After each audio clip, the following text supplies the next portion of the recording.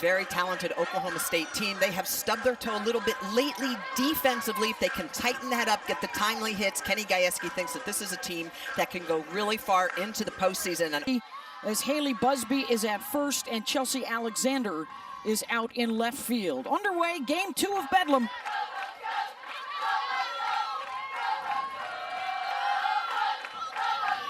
Sooners at 46-1 on the season. The lone loss to the Texas Longhorns after they started out the year 38-0. And they will turn to the senior transfer, Hope Troutwine, who has given up all of 1 earned run all season. Long Beach State got it back in late February, so nothing given up since. Fiery rise ball. Hope Troutwine. Kinsey Hansen behind the plate. Jump up, get up the ladder, catch that one. Hansen gets the start today behind the plate for the Sooners. Right back to Troutwine over the first, 1 down. Jess, how about a closer look at Hope Troutwine? Well, we talked about the rise ball, and that's what you're going to see a whole lot up in the zone. In fact, she's got a ton of swing and miss with this pitch. She's going to be able to elevate and throw off her curveball. So between the curve and the rise, she gets a ton of swing and miss at the high end of the zone. 117 Ks and a 75 innings pitched. 0.09. Yes, yeah, you're reading that correct. 0.09 ERA. She's going to expand that zone with the rise. The one thing that she is working on and absolutely needs to work on to get to that next level is the off speed. Well, no, it's ironic because a lot of pitchers that live up in the zone are usually susceptible to the ball that leaves the yard, but not Hope Troutwine. She's been outstanding at keeping runners from touching the dish, whether or not it's by the home run, not leaving the field, or just giving up the timely hit. Here's Caitlin Carwile, the sophomore out of Purcell, Oklahoma. Had one of their 4 hits last night, went 1 for 3. She has been a real pleasant surprise after hardly playing a year ago, has worked her way into the lineup. 38-10 on the season for the Cowgirls. They got off to a slow start and then went on a tear. They're now finishing off with a very difficult schedule to close out their last 3 weeks as Carlisle chases 2 down. I like the way that Troutwine is going to come underneath the hand, so she's going to be curveball low and inside, and then she's going to go back upstairs with that explosive rise ball. So underneath the hands, low and in with the curve, and then the strikeout pitch is the rise ball up at the eyes. Here's Amanda Ellish.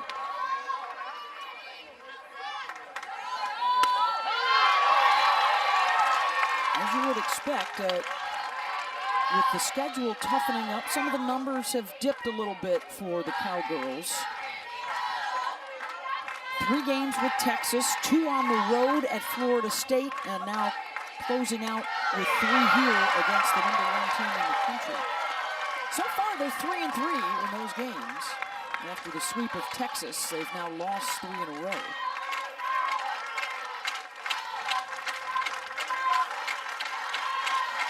Troutwine gets ahead of Ellis here, 1-2. Miranda, a .365 batter. And trying to bounce back from a bicep tendon injury suffered against Texas. Not yet back to pitching, but back into the batter's box the last couple of games. She's so quiet in the batter's box. She doesn't even get out of the batter's box. She stays right in there between pitches. Watch her hands, her setup, and because of that, it's allowed her to have success, being able to read pitches. Waits on it, and right back up the middle. A base hit for Miranda Ellish with a couple out here in the first. And this is what's simplifying, especially with 2 strikes. It's not how hard you hit, it's being able to make contact, off-speed pitch. And right here, she just drives it into the ground, bounces over the head of Hope up the middle. But again, simplification. She's able to pick it up enough to make contact. And just to your point, I like the way she gets her front foot down early, so she's on time. She's not fooled by the off-speed pitch.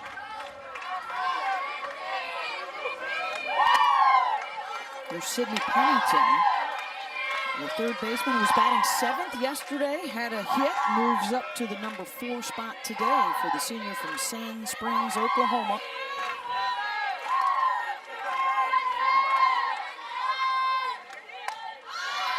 We've talked about trying to win the conference. We've talked about trying to secure a top 8 seed, and now it's time to talk about getting a dub here in Norman. It has not happened in 25 years, including the loss last night. And they are looking for a breakthrough performance to end that drought. 24 games in a row. They did get a win last year up in Stillwater. Sooners still took the series, and then Oklahoma beat Oklahoma State in the Big 12 Tournament Championship game. Both teams ended up advancing to the Women's College World Series.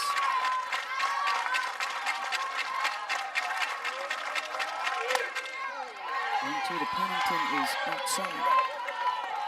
Being around the batting cage, too, as you take a look at the series history you're talking about. Pretty dominant as of late, especially from Oklahoma, but being around the batting cage before the game, these Oklahoma State hitters really trying to see the ball down.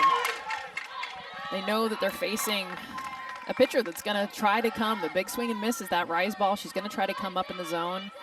It's one thing to plan for that, Smitty. I mean, you can come into the game being like, we're really looking down in the zone, but to have the discipline in the box to look waist high and below.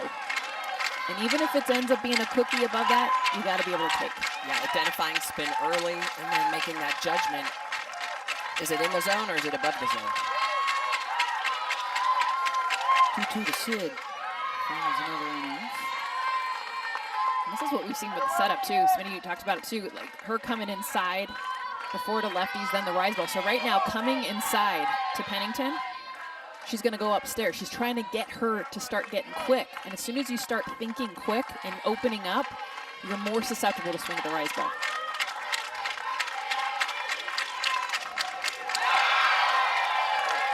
Change up right in front of the off speed.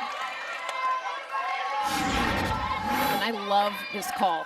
And this is something that she's got to continue to work on. This has been her best changeup we've seen. Pennington, I mean, she hits that off the top of her bat. Clearly got a piece.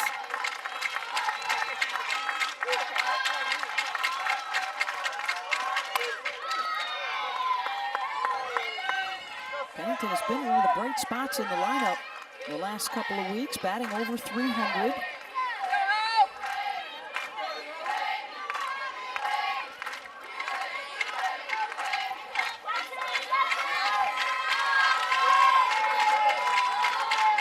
By Pennington, 9th pitch coming. Just missed away, 3-2.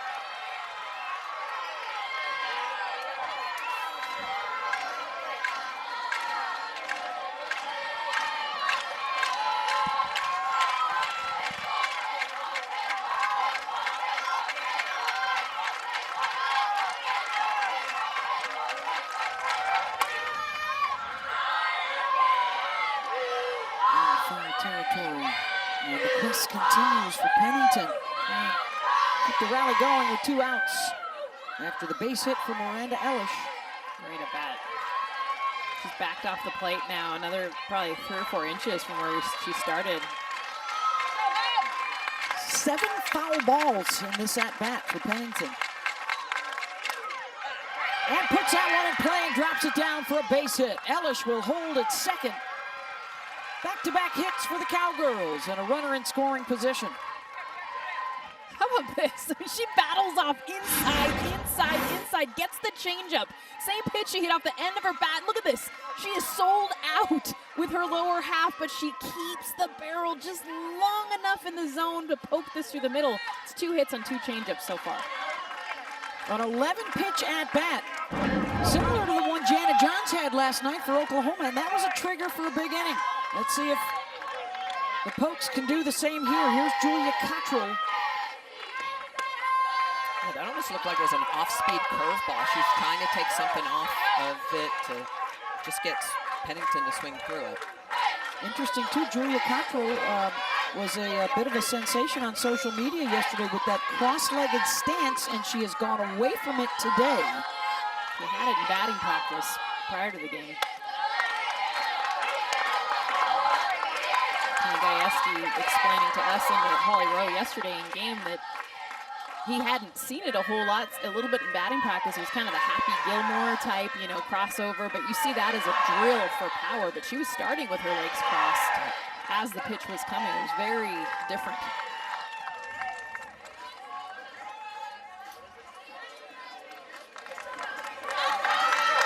Kenzie Hansen out to chat with Troutwine.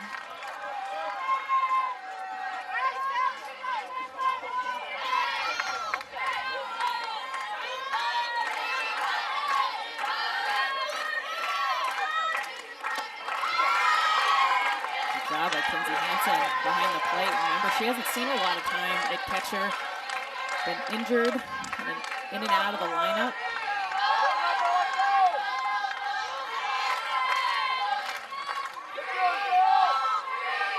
Real count to Cottrell.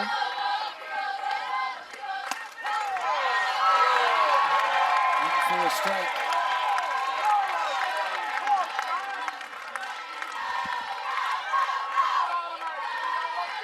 The fifth-year transfer from North Texas, where she was the Conference USA Pitcher of the Year last year. This would be her biggest start of the season. And trying to settle in against the early Oklahoma State threat. And the count now full with 2 outs and 2 on.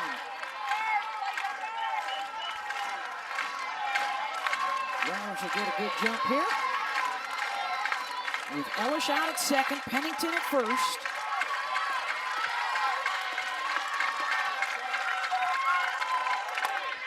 Cottrell, fly ball, Coleman on the move, over into right center, and she's got it.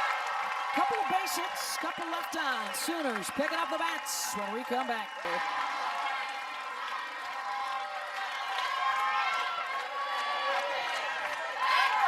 Today, set to go against Jada Coleman, leading off here in the bottom of the first for OU, followed by Jocelyn Allo and Tiare Jennings, and in that 4 spot, having the time of her life right now, Grace Lyons. 442 batting average, top 10 in the country for Patty Gasso's club. Home run power throughout the lineup. Jennings hit one last night. The team has hit 121 on the season. They have more home runs than strikeouts as a team. That's the kind of discipline and the kind of power they can unleash.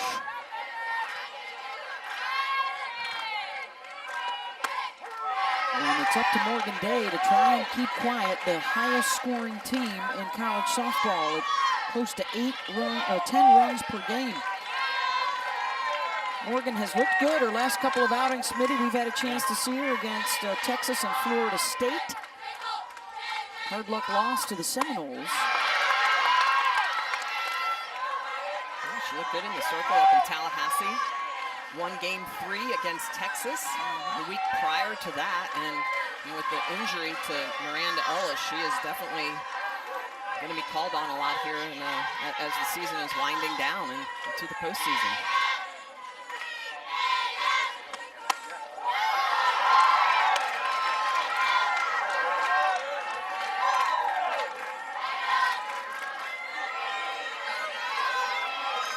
Coleman, All-American first team last year. Led OU in stolen bases. Will be with the U.S. national team this summer. And a strikeout for Morgan Day, 1 down.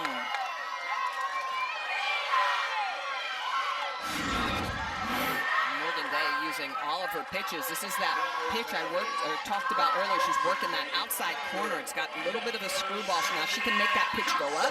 She can make it go out a little bit more. But that is a screwball on the outside corner that catches Coleman watching it. Assist Julia Cottrell, too. She framed that up. Yeah. Looked a little off the plate. Pat Coleman looking, and here comes Jocelyn Alo, the all-time home run queen in NCAA softball history. Takes a look at strike one. Last year's National Player of the Year and a top 10 finalist to win it back-to-back. If she did that, she would join, amongst others, former Sooner legend Kaylani Ricketts.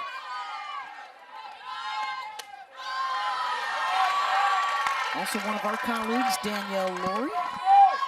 Most recently, Rachel Garcia. There's been one three-time National Player of the Year winner. Kat Osterman. You pitchers stick together. 1-1 to Alo. Now to pop it up, will it stay in? It will not.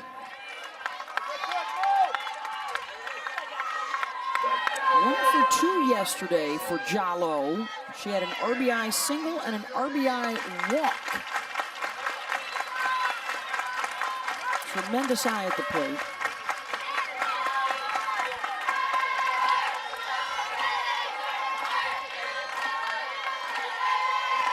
You saw those 25 home runs in the first inning in her career. That's her best inning.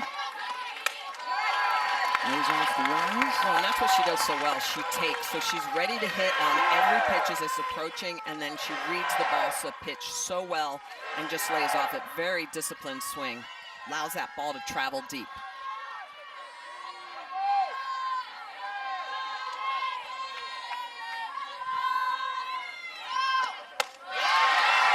Okay.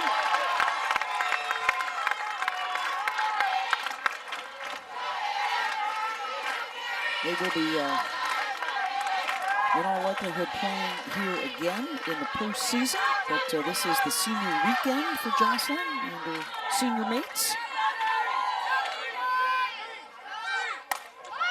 And Alo skies that out into shallow right center, and Carlisle will call for it, 2 down.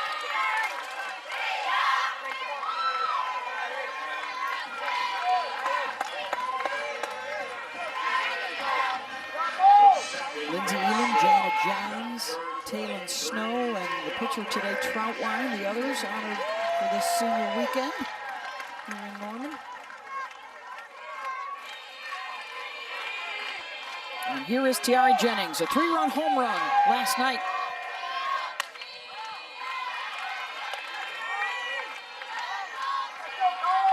It was her 22nd of the season, 67 runs batted in. That's 6th best in the country heading into the weekend.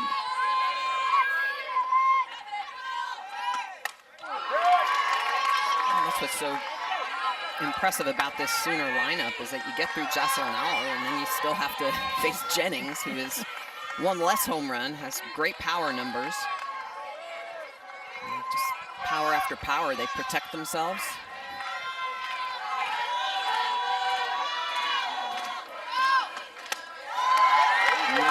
Away. She also has a ton of trust in her ability to go opposite field. So she's not afraid to let that ball travel. She knows that, like she did yesterday, her home run to right field, she doesn't need to get ahead.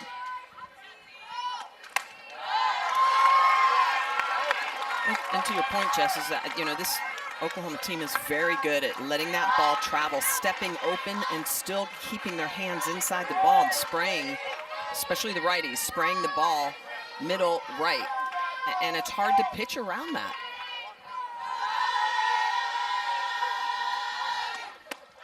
And Jennings draws a 2-out walk.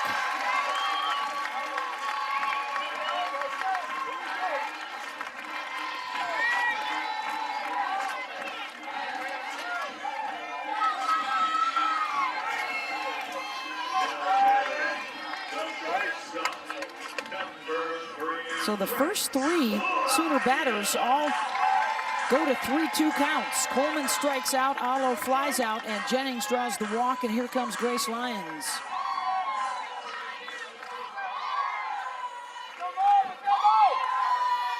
Senior out of Peoria, Arizona, last year's Big 12 Defensive Player of the Year. Gotta believe she would be the front runner again this season. She is one of the 10 finalists for Player of the Year, along with Alo and Jordy Ball, the freshman pitcher who got the win yesterday in Game 1 for OU.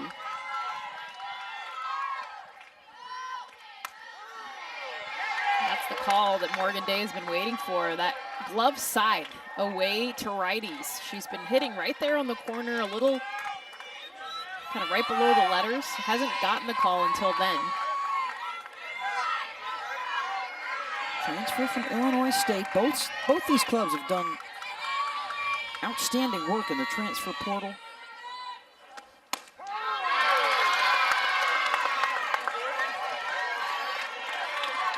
All Missouri Valley Conference selection last year.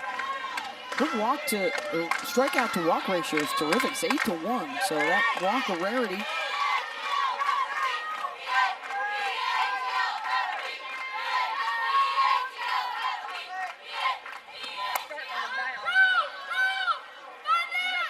In foul territory for Grace. She had a 6-game hit streak snapped last night, went 0 for 3.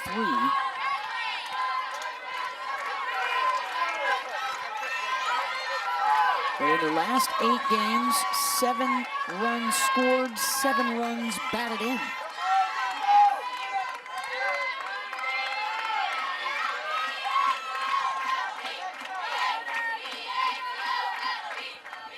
One-two pitch from Day. That's a rarity. Grace Lyons up and in. Not a strike at all, but you see it there. It's hard to not unleash.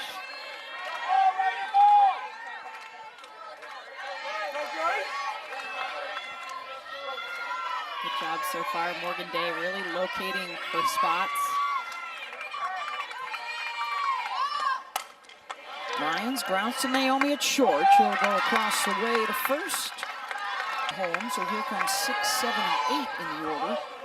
Cheyenne Factor to face the starting pitcher, Hope Troutwine.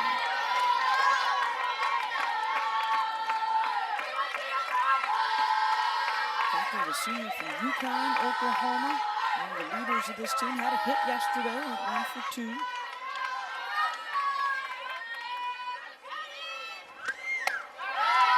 See if they get a little bump too. They were able to stave off the run rule twice yesterday. Scored a late run, kind of fought through it. Well, And forced it into the 7th inning. yeah, and to your point, Beth, if you go back and you look at the game, in the 3rd and the 4th, they gave Oklahoma 4 outs in those innings. If they just tighten up those defensive miscues, it's a completely different game. And, Oh, totally. you know, so Oklahoma State has to have some confidence coming in, saying, hey, we can hang with Oklahoma. We just have to be a little sharper. Yeah, we talked about the tough competition of late. The last 6 games, 5 errors committed by a team that 2 weeks ago had the best fielding percentage in the country. And as Factor draws the leadoff walk, third base runner already of the ball game. Good job early on, too, from Oklahoma State. They're getting into good hitters' counts every at-bat. Taking a lot of the pitches that are out of the zone. 4 straight balls. And that was the 3rd straight 3-ball count. And bring up Bree Evans. Freshman out of Red Oak, Texas, 0 for 2 in Game 1 last night.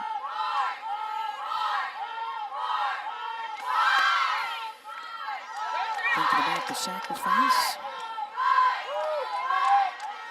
Looking for ways, Michelle, to stir up the offense. Over the last 6 games, just 3 hits per game and just 1 run per game, averaging.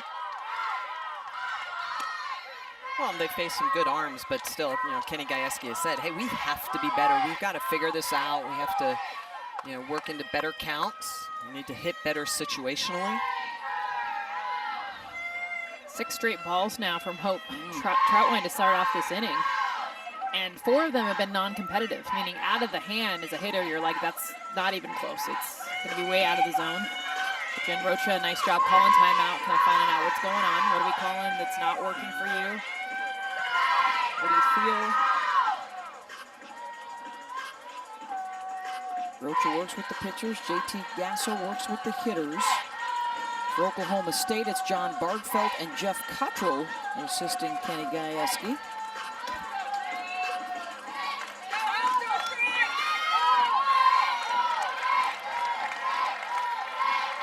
Of course, one of the fun subplots here, Kenny started on the baseball team at Oklahoma, won a national championship back in 1994. He actually worked here on the grounds crew during the 2000 national championship softball season. Johns makes the play at third. Good sacrifice for Evans as Factor goes to second.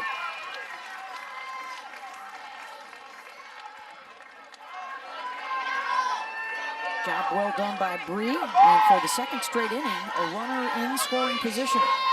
And here come the two newcomers to the lineup. They didn't play yesterday. Haley Busby and Chelsea Alexander in the 8 and 9 spots in the order.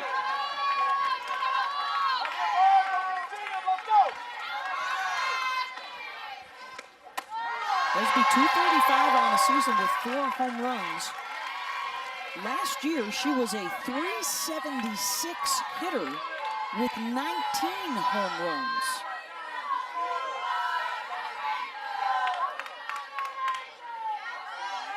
I'd love for her to rediscover that down the stretch. Infield pop Jones, 2 down. It's the 26th season of the WNBA, and it's getting underway this weekend. Tomorrow on ESPN and the app, you got the Sun and the Liberty. Our coverage begins at 6 Eastern.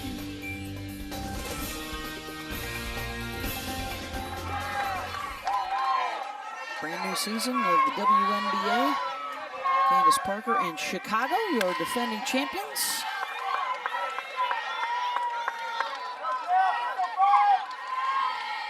Chelsea Alexander starting out in left field tonight. Ada, Oklahoma.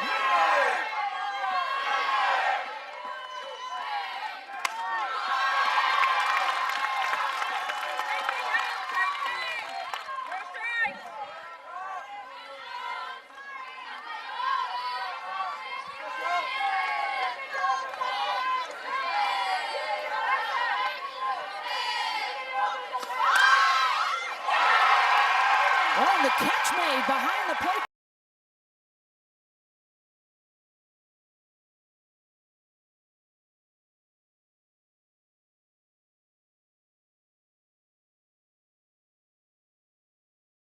Going to make sure the count is right because they had cleared the scoreboard.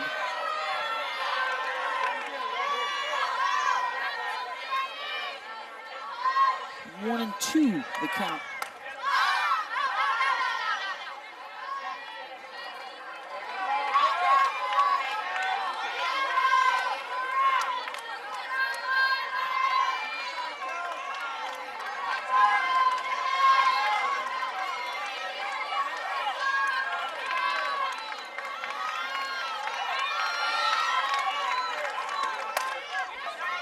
Lions at short over to first in time to get her for the third out. Second inning in a row. That's more than every other team in the country except for Wichita State. The Shockers are bopping it too. Yeah, the Shockers can behind Addison dig the long Barnard. ball. Yeah. He's the leader right now with 30 in the country. Brito will pick up out of the portal.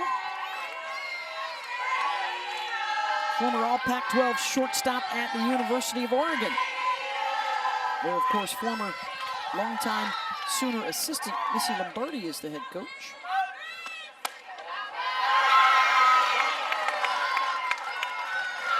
Sophomore out of Tustin, California.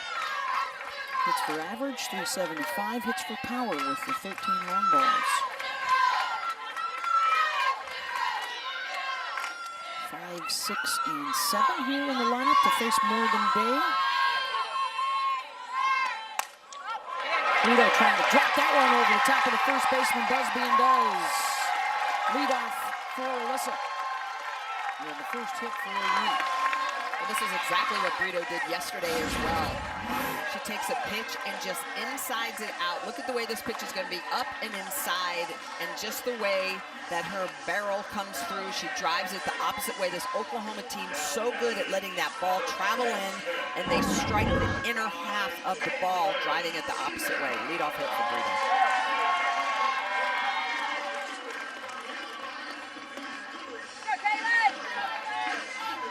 Second base runner for the Sooners, and here's Talon Snow. Takes the start again at first base.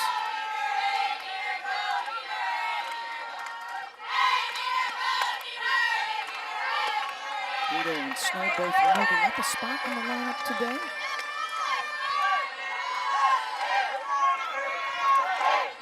Talon scored a run yesterday.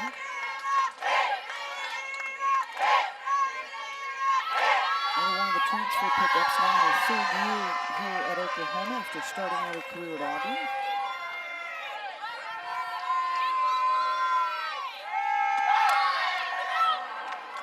You may recall Talon, she was the picture of toughness last year at the World Series, playing with that finger that was crooked in a couple of different directions after a slide into third base.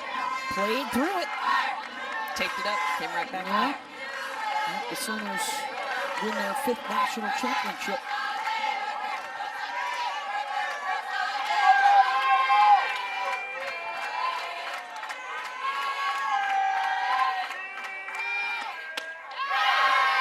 Tried to check. And called strike 3. Second for Day. Excuse me, a swinging strike 3. See if she goes. She does. Great call. Got that split grip. Couldn't hold up.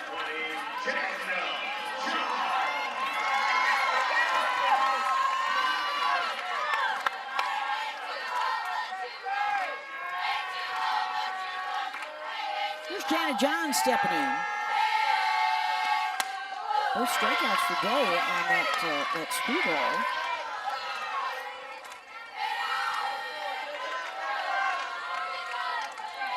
There may be a lot more on Day with still the uncertainty around whether or not Miranda Ellish can pitch again this year.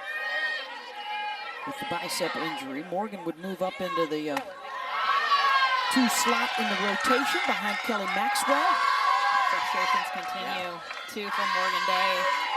That outside part of the plate that she's not getting the call from. You gotta understand with Oklahoma, you can't bring it anymore over the plate. They're gonna hit it out of the park. So she understands how precise she's gotta be. That's the 5th pitch that we've seen that's pretty close that she hasn't gotten the call that she wants.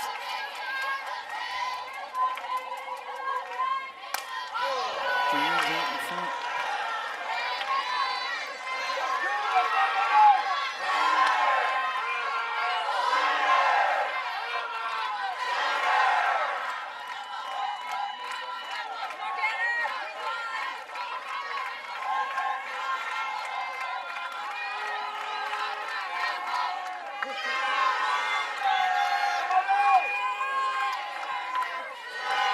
Two to Johns.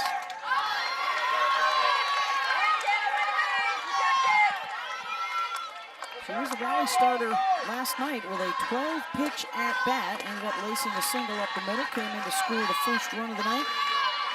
And their 7-1 win.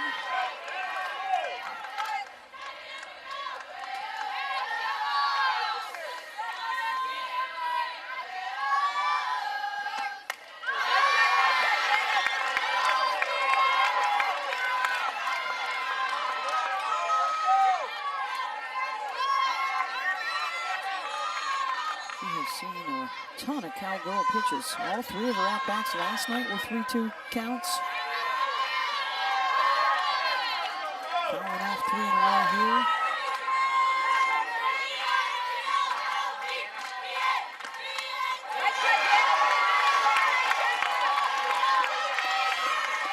See if they come back inside at the screwball. We haven't seen it against Janet Johns. Everything been away, up in the zone. Screwball's been the strikeout pitch early on for Morgan Day.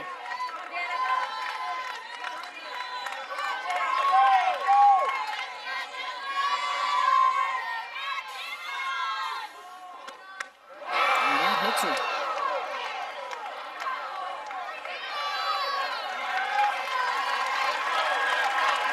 That'll put Brito into scoring position.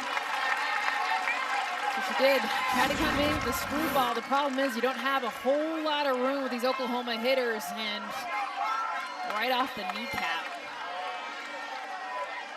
So you don't want to miss over the plate. miss anywhere. It's got to be further in.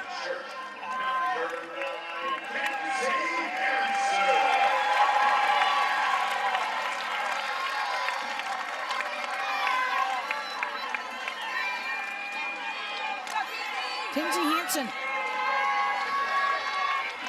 starting catcher tonight, 274 on the season, 7 home runs, 22 runs batted in. Looking for something to break out of a slump, just 1 hit in her last 10 games. Trying to come back from an injury.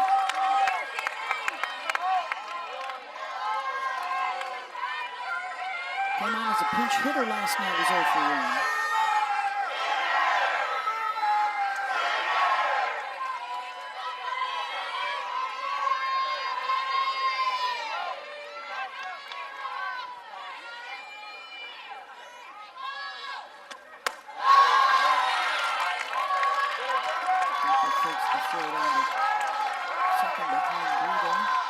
Kinsey, the junior out of Norco, California. She too will be playing with the U.S. national team over the summer. There are 3 major tournaments and quite a few collegians that will be joining the national team.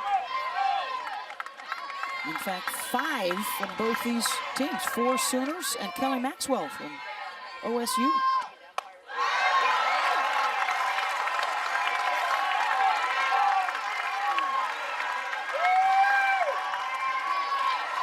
And the count goes to 3-0.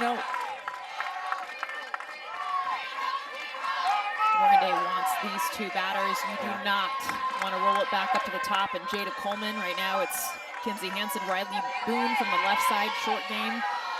She needs to try to induce a ground ball if possible. Infield is deep.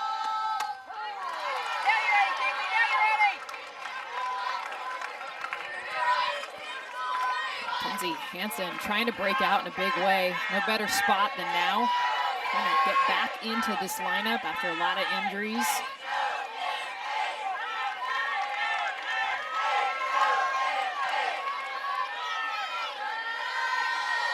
Here's the 3-1 pitch from Day.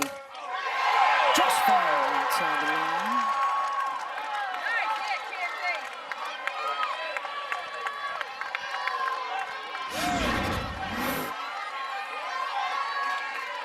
Unleashes on that screwball that was left a little over the plate.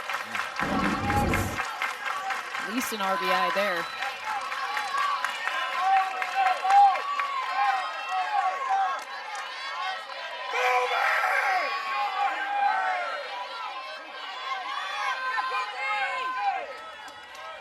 Another full count.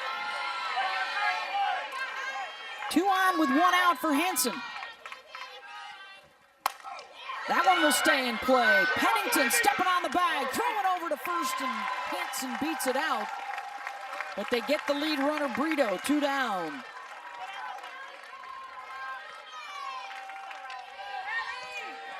You had to be perfect on this one to get the double play, but as soon as it was hit, I was thinking 2. Yeah. Sydney Pennington hit to her pretty good. Took just a second, like a beat too long. Good job on Kinsey Hansen just to barely beat it out. The number 9 hitter, Riley Boone. 0 for 3 in game 1 last night.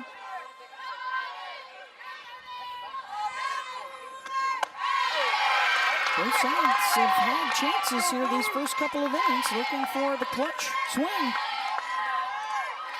Riley on the season, 429, Risp.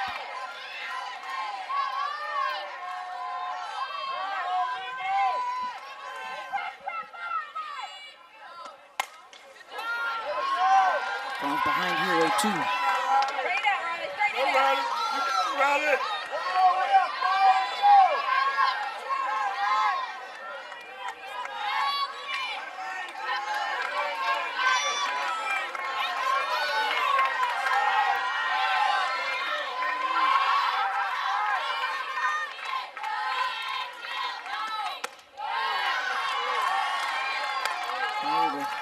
Reach outside the zone, 1-2.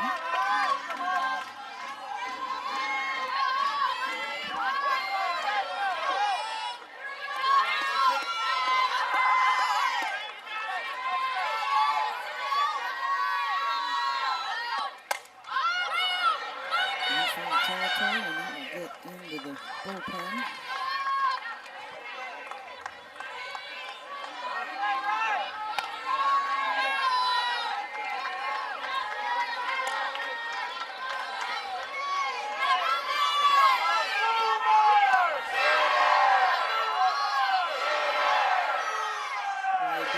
Closer to that plate. Everything's been away so far. That screwball trying to get her to reach.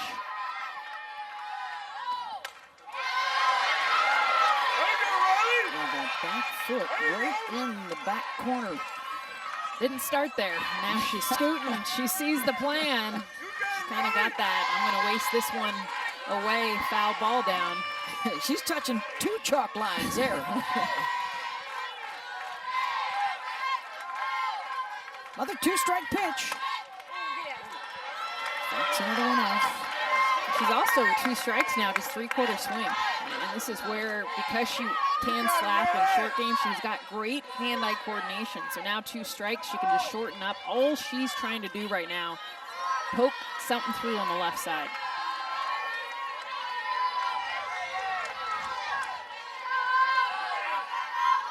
Maxwell trying to get something by her.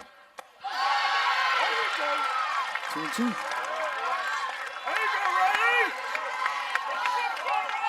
This is where Morgan Day could come with that cutter, that curveball just in on the hands. So everything has been middle away, but you got to be perfect if you're going to go in there. Yeah, got to give a different look.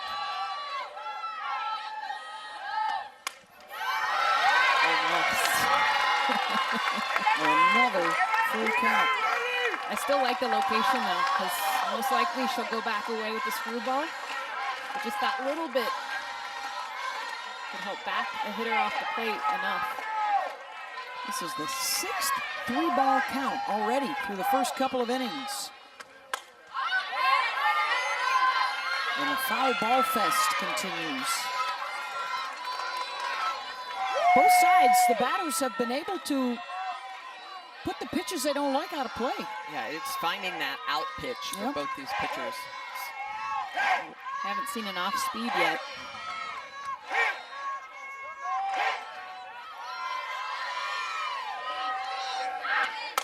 Boom, to Naomi at short, gloves it, side, reads high. Now their RPI is at 8.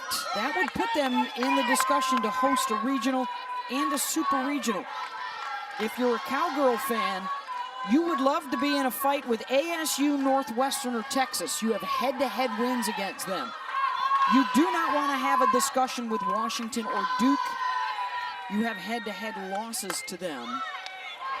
Janet John snags it at third, 1 out. As Naomi has retired, back to the top of the order here. Here's the other thing to remember, too, with the Cowgirls and the Longhorns. Another piece of criteria is if you have a bad loss.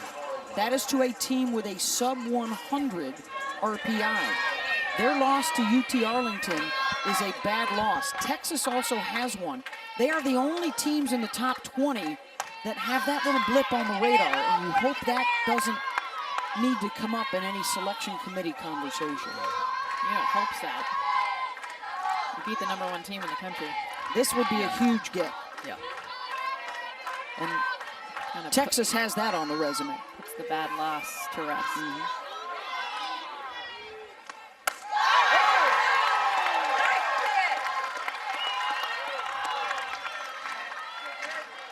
0-2 here for Hope Troutwine, Caitlin Carwile, and then Miranda Ellis on deck.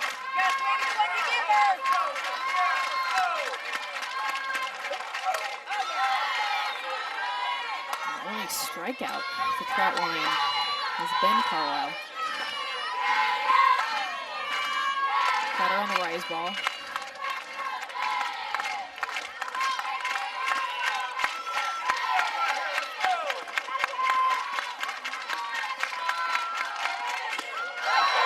Called strike 3. Second for Troutwine, 2 down.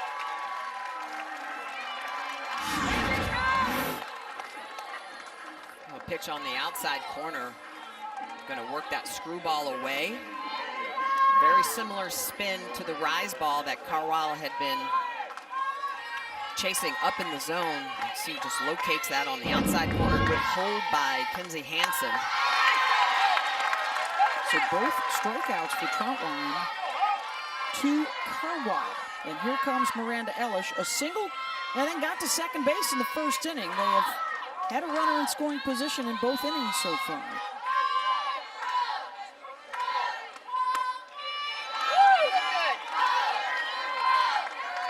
And you can really see how Miranda Elish is going to get that front foot down so that she's steadies her eyes, can really pick up change in velocity, rotation of the ball.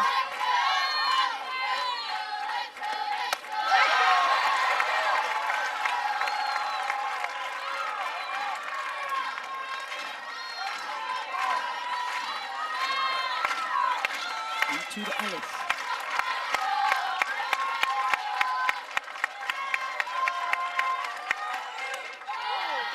Good hold. She wanted it.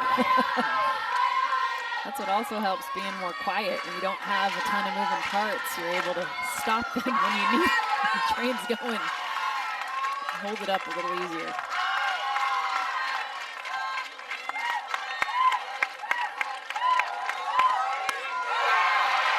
And another called strike three. At a 1-2-3 inning for Hope Troutwine.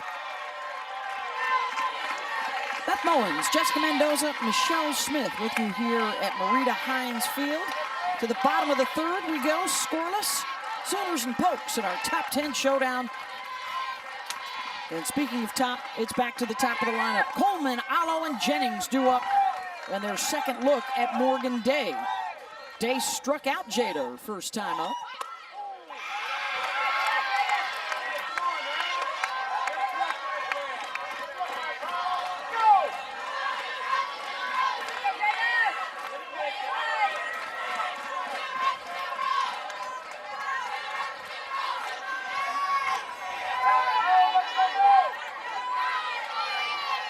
Two-way to Coleman.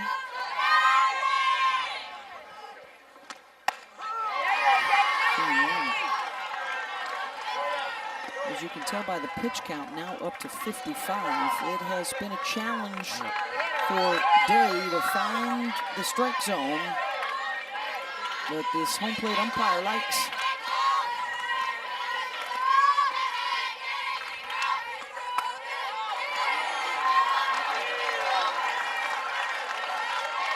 If you're not getting the corners, it's one of the toughest things when they put you in a lineup like this is you can't throw it over the right. You gotta live on the corners. This is already the 7th three-ball count of the evening. Coleman with the leadoff walk. Second inning in a row for the Sooners, and here comes Allo.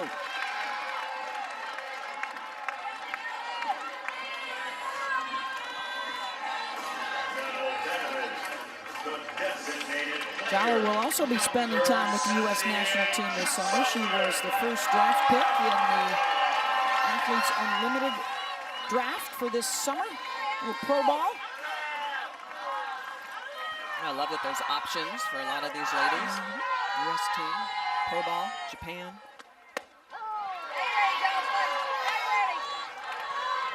And really embracing a quest for history. You know, they were considered one of the best teams in history a year ago. They are on pace to be a part of that discussion again. If you can win back-to-back natties,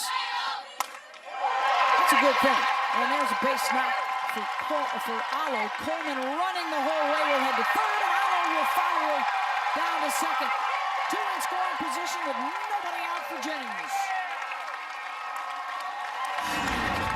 Of this is just how hard Jocelyn Allo hits this. Something that Oklahoma works on. Exit velocity. They've got the two TrackMan cameras right behind home plate, and no one has hit it harder than Jocelyn Allo. Not a surprise because of the home runs, but the thing that was pointed out to me pregame was the ground balls. Hits like that will always find their way through because it's over 70 miles an hour off the bat. When you hit over 70 miles an hour off the bat, you hit 800. Jennings, who had the three-run bomb last night, has a couple on here. First pitch swinging out of play. And it's one of those things that won't show up in the scorebook, but we've talked about this with the OSU defense. The throw doesn't come into second base.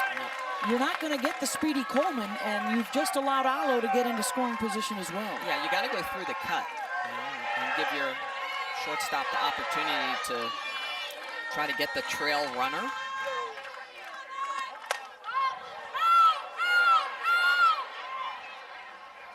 Jennings is all of 565 with runners in scoring position, including this bomb last night.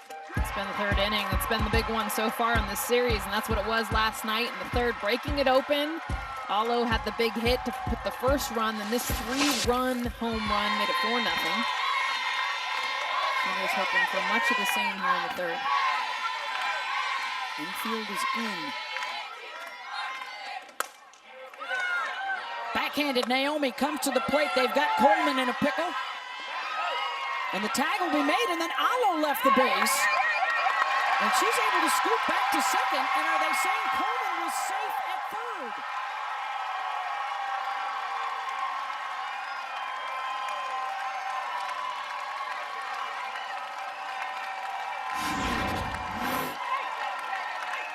And Naomi doing a good job of picking this on the backhand. The throw goes to Cottrell, and this is right where you can see Pennington move away.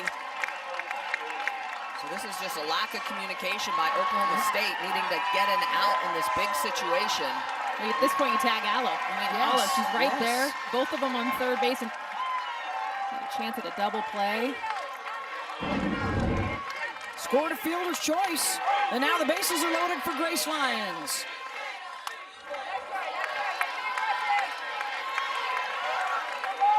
"17 home runs, 51 runs batted in. She is 0 for 4 so far in the series.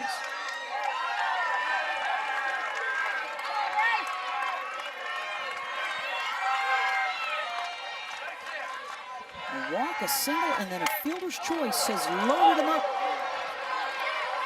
Grace does have a grand slam back on April 1st against UAB.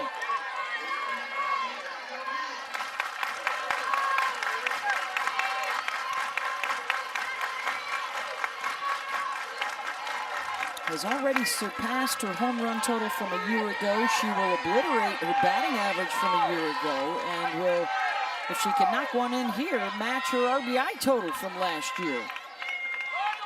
With still plenty of softball left to play. Morgan Day shaken off. You don't see that very often. Signs coming in from the dugout.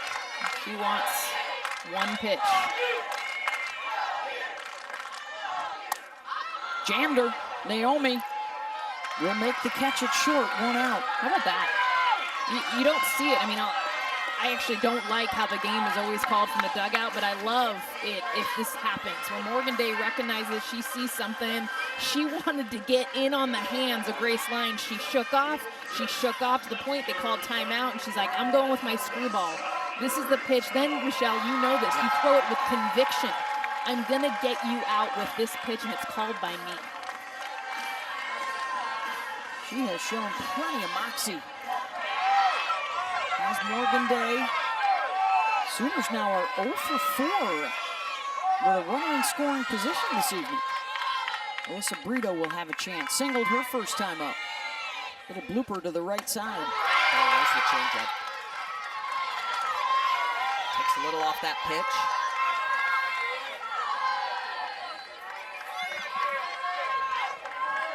One of the things that Gajewski loved about Morgan Day, you know, when Elish got injured, she didn't skip a beat. She said, I want the ball.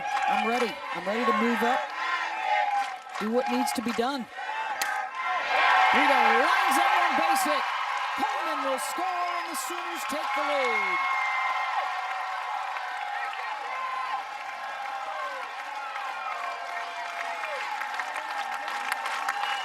We saw Brito go opposite field in her first hit of the day. This one she's gonna pull. This is a pitch on the inside corner, and she just gets around it, down on time, and drops this right in front of Chelsea Alexander. It's gonna plate the first run of the game for the Sooners.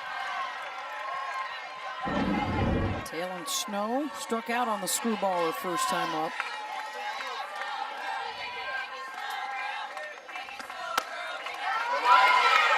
I guess she is attending the Riley Boone School of Stance and getting that back foot buried right in that back corner. Wants to reach that outside pitch.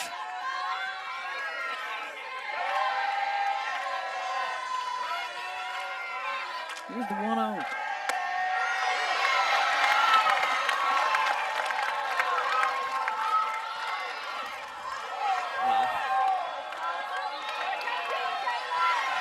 Wow, and that should have been a strike? Yeah, that looked close to me.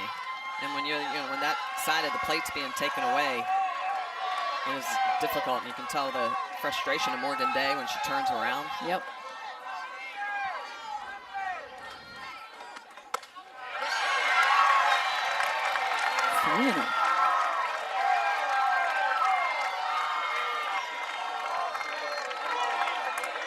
Cowgirls walked in 2 runs yesterday with the bases loaded. Trying to avoid that here.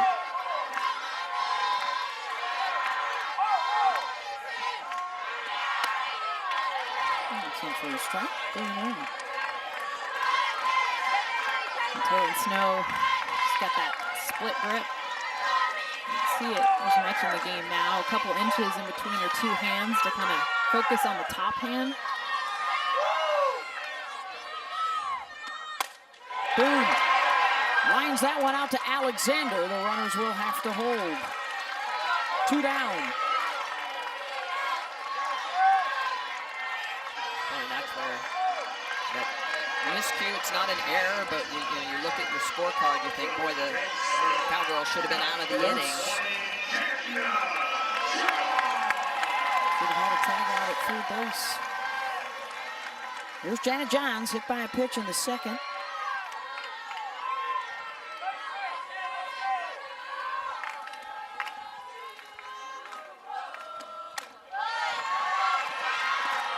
This is outside.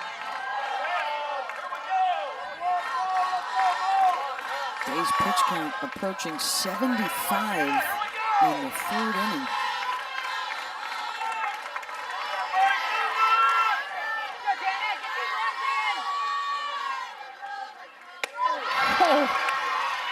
Swing and miss. Do not see this off speed very much coming from Morgan Day, and this is picture perfect. I mean, watch it out of the hand, the spin, and then it just that drop, just enough off of it to get the miss.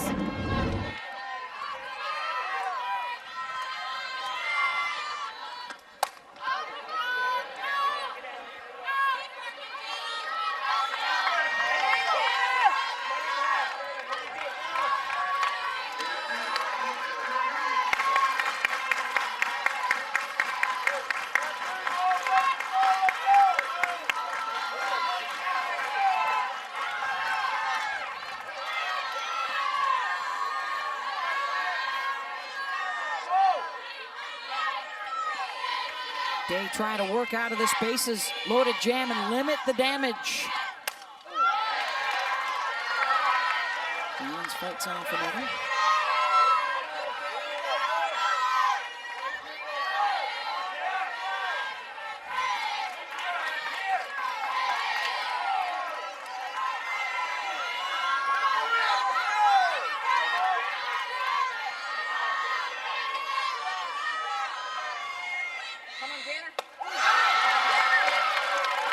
This is a late 2-2.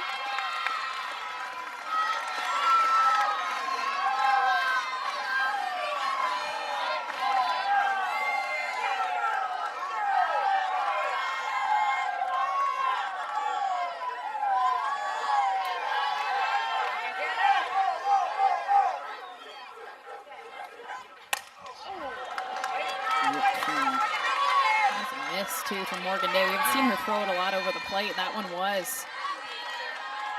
In fact, Janet Johns just a little ahead of it. Otherwise, she would have knocked that into Stillwater.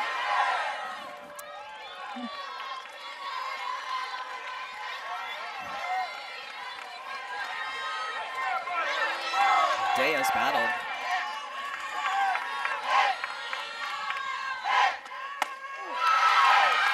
Full count. That was close. That's that curveball away. She's been working underneath the hands, a little bit of off. Curve on the outside corner.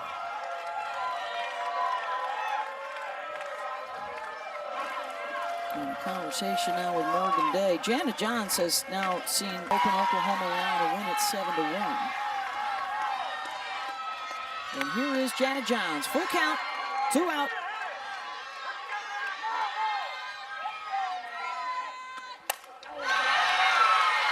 Protected it up and out.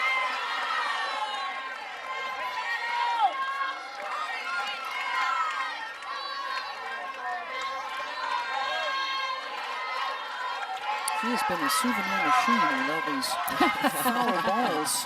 They're going to get the t-shirt machine out there and you're shooting them all into the stands. Who wants one? Jana Johns comes up to bat. Everyone's on their feet. I like a ball. Hit me a ball. Check to protect. And live to see another pitch. That's tough to do. I mean, we've seen her battle off the screwball into the hands, the rise ball, honestly, up at the eyeballs. And that last one, the changeup, down in the zone just enough. Keep wasting the pitches until she can get one she can drive.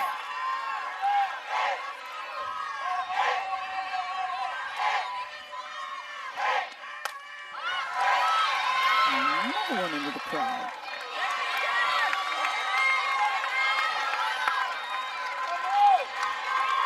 Kind of feels like the game. It's interesting. It's the bottom of the third. It's 1-0. There's so much left to play, but this feels like the game right here.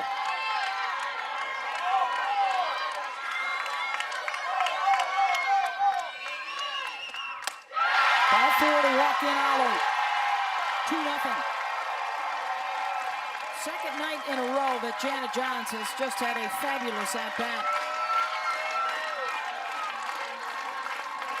Not always the home runs that you circle.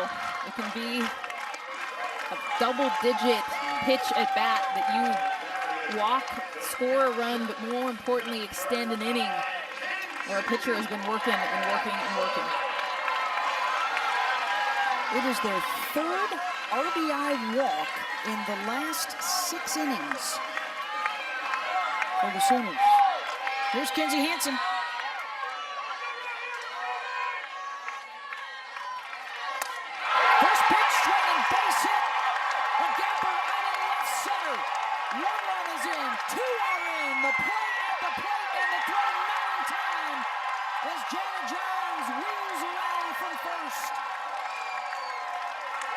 And a huge weight lifted for Kinzie Hansen as she drives in 3. Well, this is just Morgan Day threw a lot of pitches to her teammate Jana Johns. She's first pitch swinging on a rise ball up in the zone. She just connects with that. She's early, drives it into the gap with all that power. It's going to make it all the way to the wall. And with 2 outs, Oklahoma running on contact. A big 3 RBI double for Kinzie Hansen. Look at the emotion. I mean, this team, yes, they have only lost 1 game, the amount of runs they've put on, the dominance we've talked about offensively, but every single hit, every walk, every time they were successful, it's not 1 or 2, it's the dugout, it's everyone. The fire, the passion. It's what makes the game great, and they're not afraid to show it. And for Hansen, who had just 1 hit in the last 10 games, she delivers this second time through the lineup. A game changer this evening for Oklahoma. And Riley Boone is the 9th to the plate. Brito with an RBI single, Johns the RBI walk, and Kinzie Hansen a 3-run double for a 5-0 lead. On a night here in Norman when they are trying to win to secure a 10th consecutive Big 12 championship.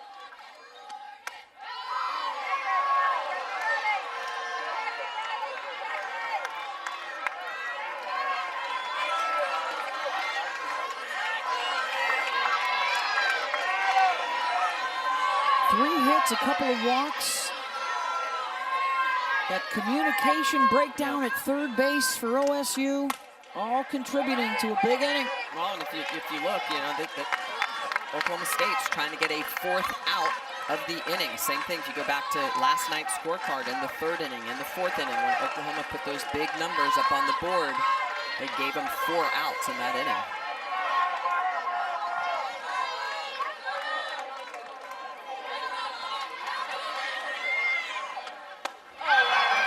Day gets the strikeout of Boone to end the inning, but all 9 come to the plate for the Sooners, and they put up a crooked number.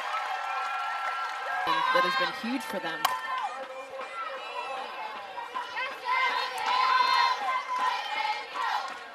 I've been there. It's just an exhale. Like, you put so much pressure on yourself, the expectations in a lineup like this when you're trying to battle to get back in.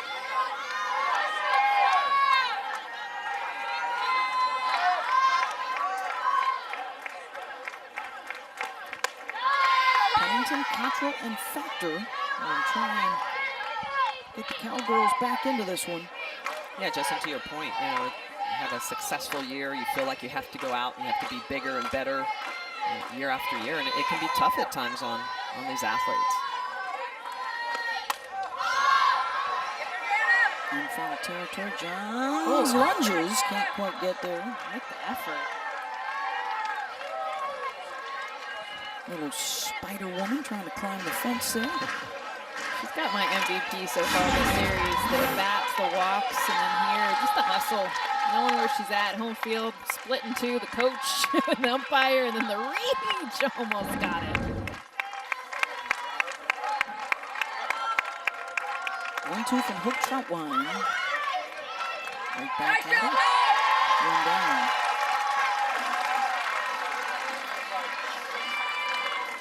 The WNBA 26th season is kicking off this weekend, and we've got coverage for you tomorrow night on ESPN in prime time. It's the Sun and the Liberty coming your way.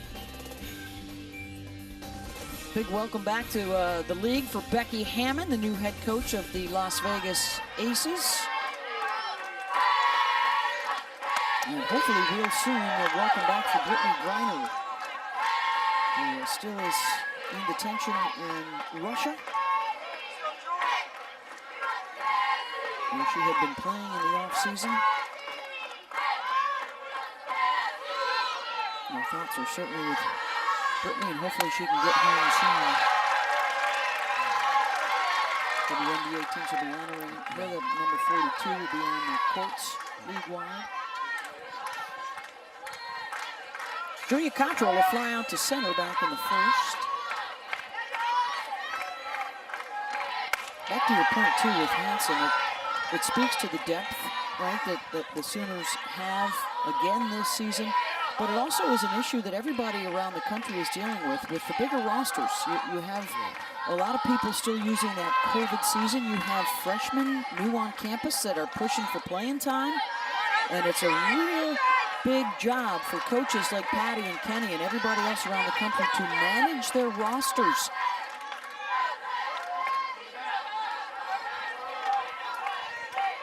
Competition that exists between your roster to keep players happy, knowing that the transfer portal is so easy to jump into. Straight to Cottrell.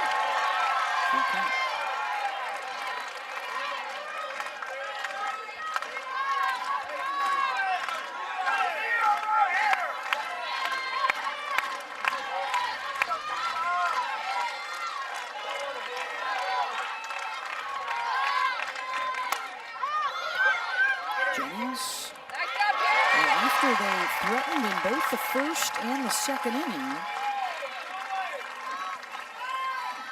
Troutwine has now retired 8 straight and has settled in nicely here.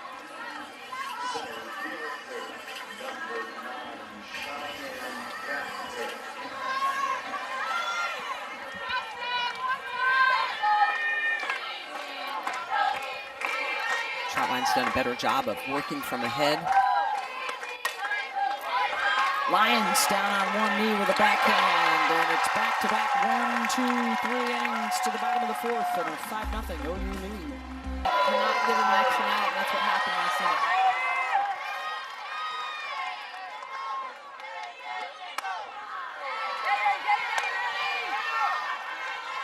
So they had a couple of chances to run rule it last night and missed out. Can they end it early and put OSU in jeopardy tonight? All 9 came to the plate in that 3rd inning, so it's back to the top of the order in Jada Coleman. Again, 46-1 on the season, 35 of those wins run rules. And it's remarkable when you think about it. Patty Gasser talked about it. They have essentially lost 66 innings of playing time because they've been so dominant and games have ended prematurely. That's almost 10 games. Well, and for their offense, it really hasn't hurt them because a lot of times in a run rule game, you're going to get your 3 or 4 at-bats within those 5 innings. Where it's really hurt them is their pitching staff. It's about 3 games for each starter that they have missed. And then how about the ability or the staying power to be able to throw 5, 6, 7, 8 innings if need be? Coleman skies it, controls, got it. 1 down. I just feel like that's like a hashtag #1 team in the country problems. Yeah. It's been really hard. We run rule everyone, and so our pitchers don't get enough pitching time, and it's really been a problem. But they will need those pitchers come postseason. All right, the buzz begins around Marita Hines Field every time Otto has the bat in hand, stepping into that batter's box. 1 for 2, singled and scored in the 3rd.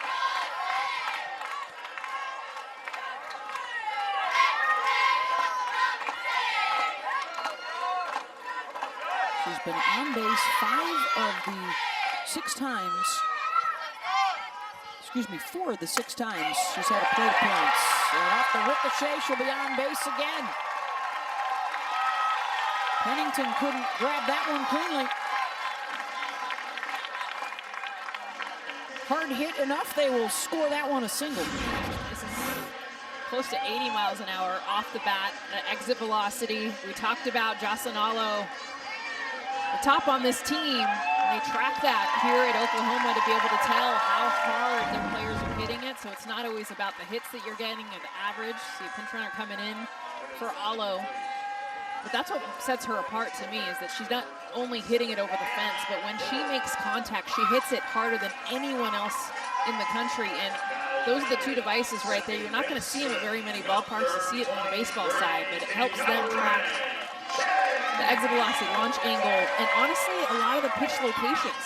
It really breaks it down perfectly for them on these iPads so they can analyze. There's Jennings, first pitch swinging.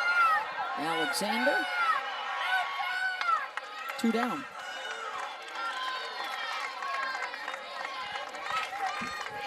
Sunday night, it's the Dodgers and the Cubs finishing up their series at Wrigley Field. Our coverage begins at 6 Eastern. Baseball tonight's Sunday night countdown. And then it's game time on ESPN, ESPN Deportes, and ESPN Radio.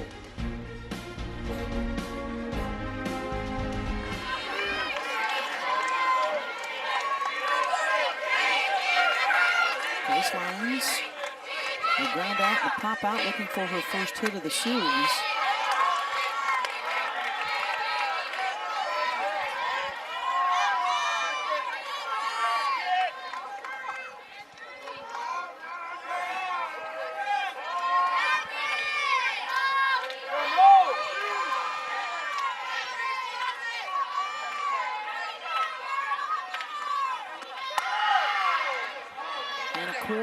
Trying to steal second, and they got her. 2 down, the top of the 5th. Oklahoma State needs to put the rally caps on. Otherwise, as it stands, the Sooners would win the series and win the Big 12 championship.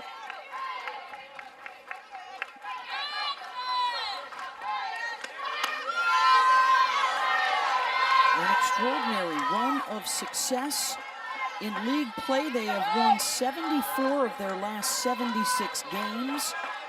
They are undefeated in their last 65 series. That dates back to 2011. Brito in foul territory. Retires Evans 1-0.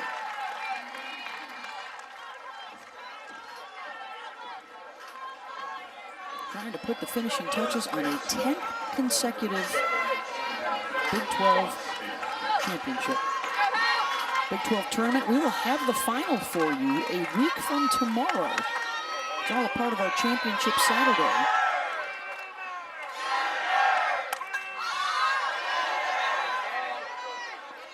Hanson into the middle. So next Saturday, our championships will start at 11 a.m. with the American final, followed by the ACC, the Big 12, and the SEC championship game in prime time next Saturday night.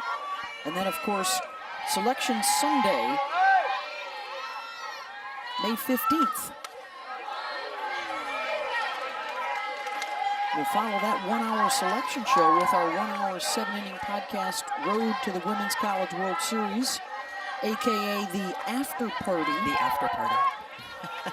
And we'll break all the brackets down for you.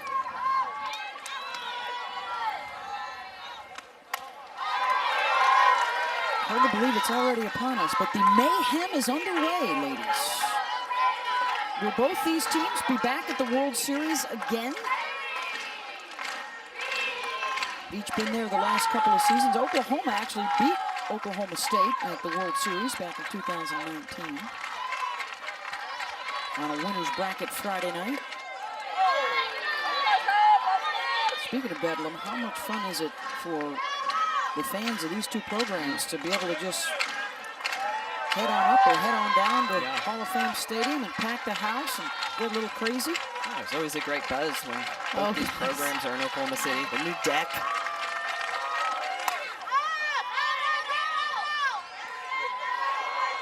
Will Busby with some fight here? I can remember back, now it's so old, but playing in 2000 in the Women's College World Series, the first time Oklahoma won that national championship, how it just changed this entire state, how they viewed softball, prioritized the young girls that were there. Now come through both of these schools. Slow roller to first. Snow will make the tag, 2 outs. That was Jennifer Stewart dominating in the circle in 2000. And at a time when the World Series was all about Arizona and UCLA back in those days, Lisa Carey, with a game-winning home run to beat Arizona in the semis, and then a game-winning home run to beat UCLA for the national championship, back when it was just a one-game final. And that's what started it all here in Norman. They're getting set to break ground later this year on their new Loves Field, which will be a state-of-the-art program facility. And the new home for the Sooners in 2024. The house that Patty built.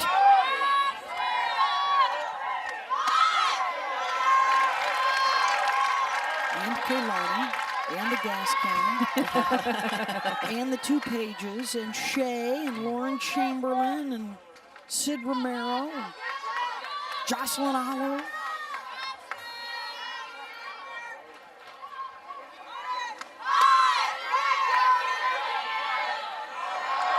Troutwine has now set down 11 straight. She got Alexander to ground out to short back in the second.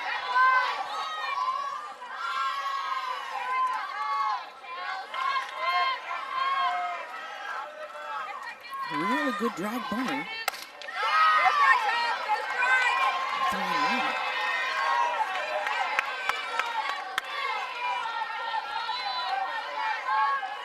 Obviously with the bagel on the scoreboard for Troutwine, who is flirting with the best single-season ERA in history. Has still not given up on earned run. Just one all season, but hasn't given one up since February. Alexander draws the walk here with 2 outs. Gonna pass the bat to the top. Just the second walk of the game. Given up by Troutwine. Well, and that's one of the reasons why she has been efficient with getting the outs and keeping the runs off the board, is that she doesn't always hurt herself.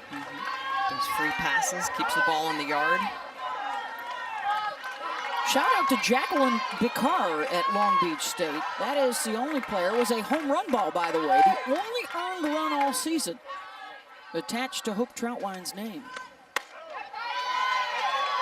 And that really is amazing, because when you look at the scouting report on Troutwine, she's more upper half of the zone, which typically means you're going to, yeah, exactly, you're going to be launched from high to high or out of the yard, but she has done a great job of keeping the ball inside the walls.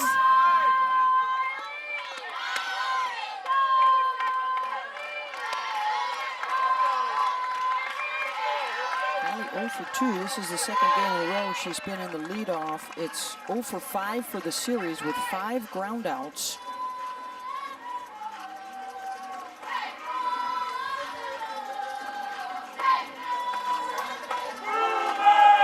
And she's pulled all of those to the left side.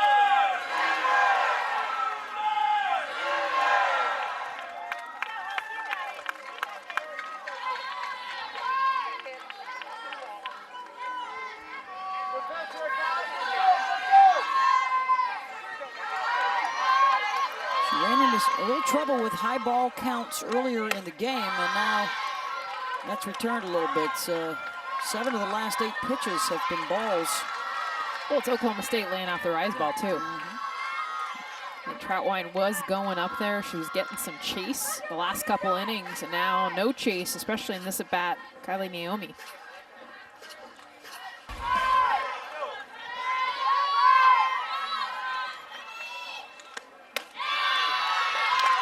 Back-to-back freebies, 2 on with 2 outs for Caitlin Carwile.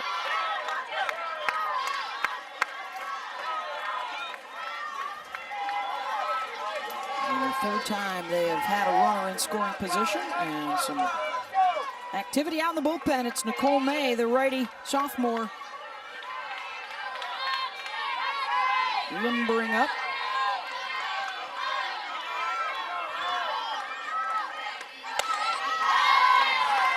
Carwile has struck out twice. Swinging at a rise, looking at a screwball.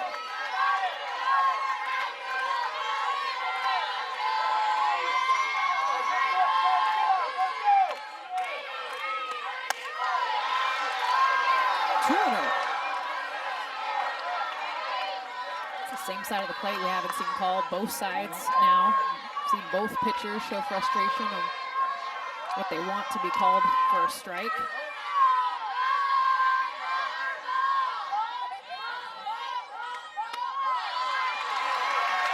Flips the corner to him now.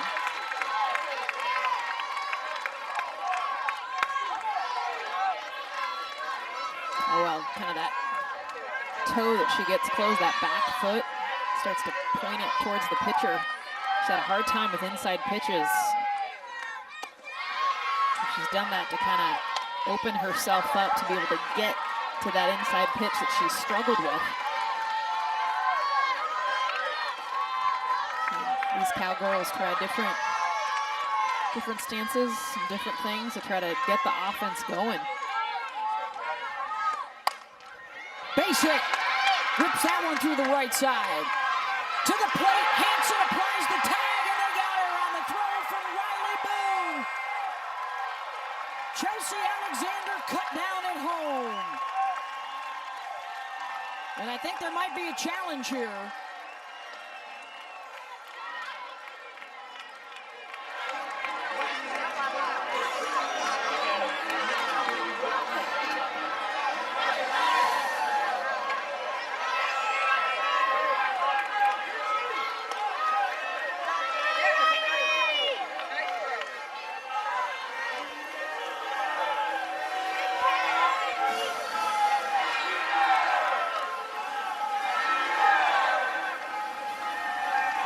So Oklahoma State is challenging the call at the plate. Ruling on the field is the 3rd out of the inning.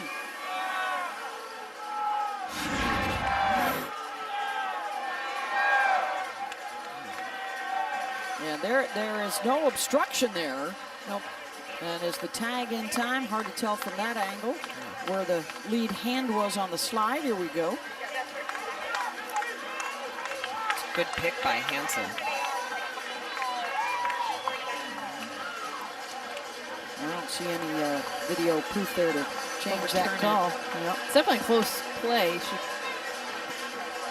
Hard to tell when she exactly tags her. You'd have to know.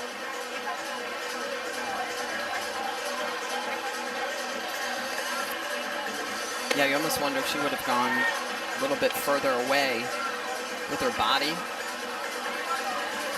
Yeah, I'd have to say she's out.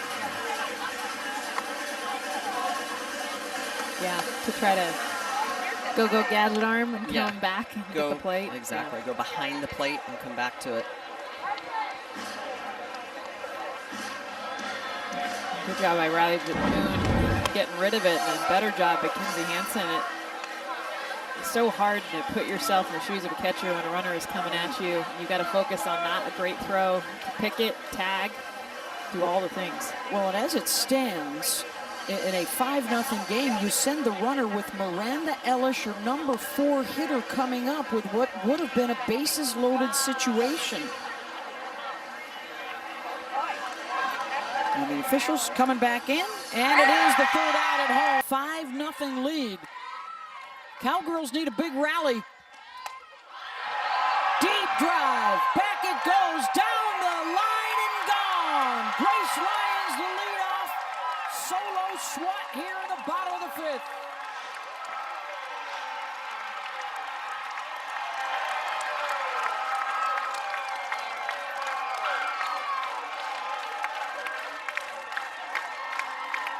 We haven't seen a whole lot of first pitch swinging in this game, but when we have, this is the 2nd time. The first was the first RBI single, and this one, the biggest blast we've seen.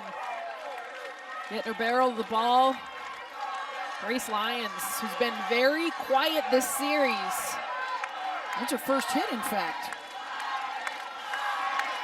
And for Grace, her 18th home run of the year. Makes it a 6-0 game.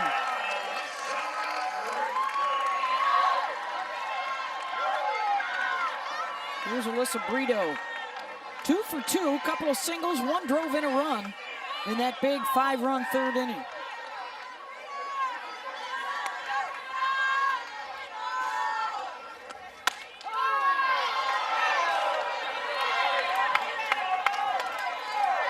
Day comes right back to that inside corner.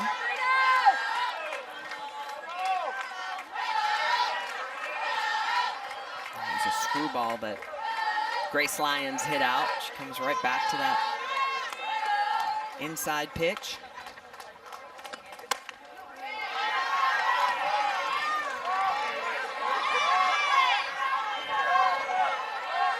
Thrown to a new catcher now behind the dish, Taylor Tuck.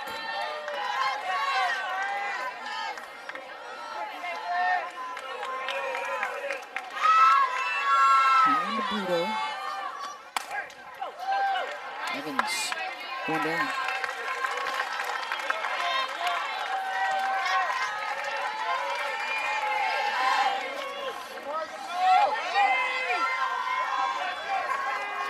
Looks like a pinch hitter coming up here. It's going to be Lindsay Elam for Taylor Snow.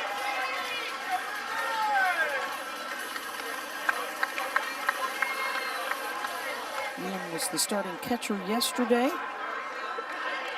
She went 1 for 3. Singled and scored a run. 2 for 8 this year as a pinch hitter for Lindsay.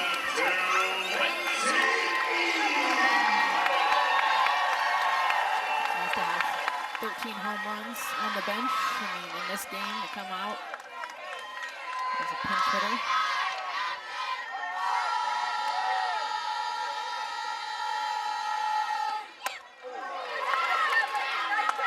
Swinging for 14 right there. I would imagine your plate discipline gets tested, right? In these types of situations, you're up big, you've already seen a teammate go yard. It's easy to get amped up. Yeah. want to be part of the party. You want to get in on it. Oh, we're doing a hit party starting in third inning? Like, sign me up.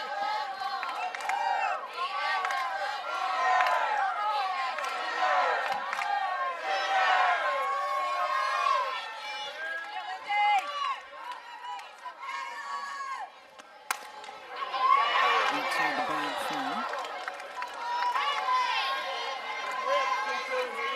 We talked about losing the innings to the run rules and how it may be affecting the pitching staff more. This is where it would affect some hitters, is the late game situations where somebody on your bench may get some pinch hit opportunities or a chance to get some time out in the field defensively. As the sun sets, beautiful day here in Norman, much nicer than yesterday. It was a little chilly and stormy. And a strikeout of Elam, 2 down. Morgan Day going upstairs with the rise ball. Worked underneath the hands with the screwball and then is going to elevate this pitch up in the zone. It's got similar spin and rotation as the screwball. She just keeps it underneath, keeps her hand underneath that pitch a little bit longer and gets more up than run. Here's Johnny Johns.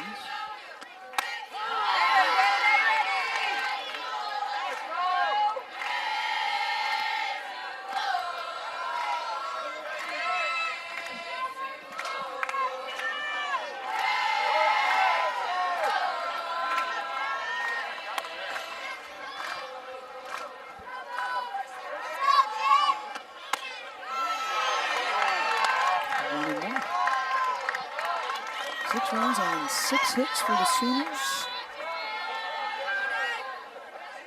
RBIs for Brito, Johns, Kinsey Hansen, a 3-run double, and now Grace Lyons here leading off the 5th with the solo home run. Out into the home run village. Fair ball, Pennington over the first. Side retired. One of the Sooners came to the plate. Had one more in the bottom of the 5th. So to the top of the 6th we go, and it's Miranda Ellish, 3, 4, 5. Top half of the 5th.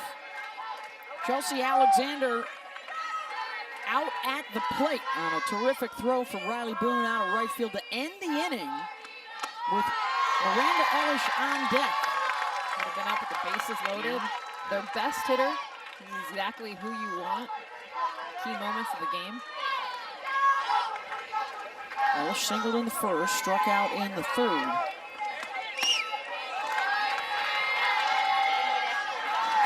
I think she just stays too in the batter's box in between pitches. You don't see a lot of hitters do that. Only an international ball. Yeah, they can't. Yeah, they got to keep a foot in. Or hits a foul ball. Yeah. That, by the way, would be a massive game changer for college softball, college baseball, for Major League Baseball. Oh, wow. Pace Make of the play. hitters stay in the box, make the pitchers stay near the pitching rubber. Jordy Ball be in trouble. You see that internationally, and it speeds up the game tremendously.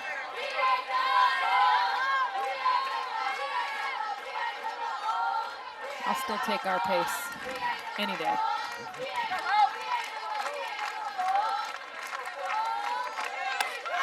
And a strikeout of Ellish. Hope Troutline gets another on the rise. Her 4th down. Troutline just gets underneath this pitch. It's a rise ball. And she's not afraid to throw it down the middle, and that's almost what baits Miranda Ellish into swinging through that pitch. Look at who she's flirting with right now.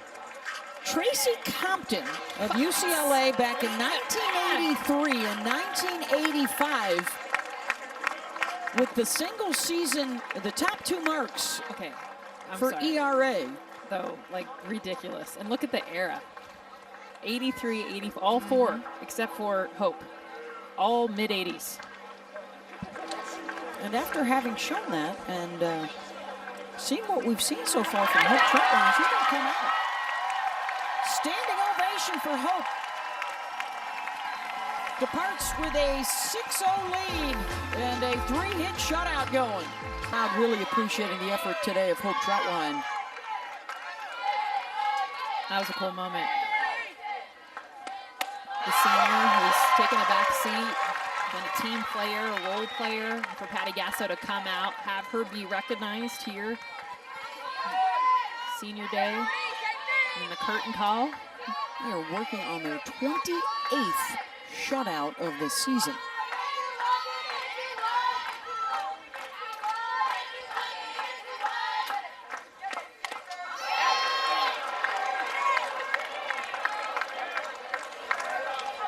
That is 60% of their wins Talk about without giving up a run. talk about how good their offense is, right? The numbers scoring almost 10 runs a game, but they're pitching. Even if they only scored 3 or 4 runs a game, this is a pitching staff that would still be able to win the lion's share of their games.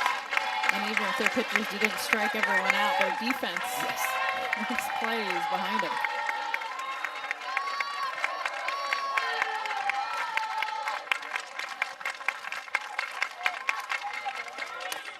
2-strike count. Foul ball.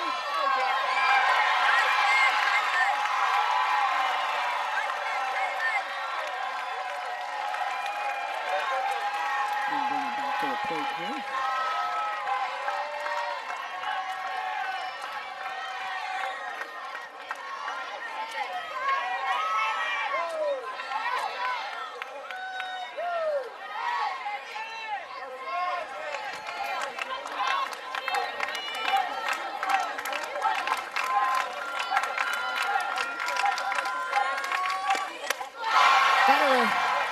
Reach for the rise.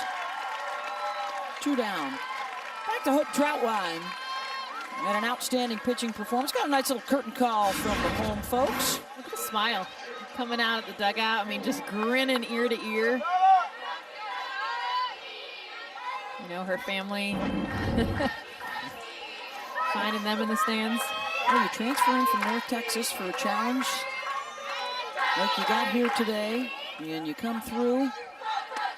Has been a terrific addition this year to the Sooners. And a 1-2-3 inning. 6-0 Sooners. Hanson, Boone, and Coleman would be due up.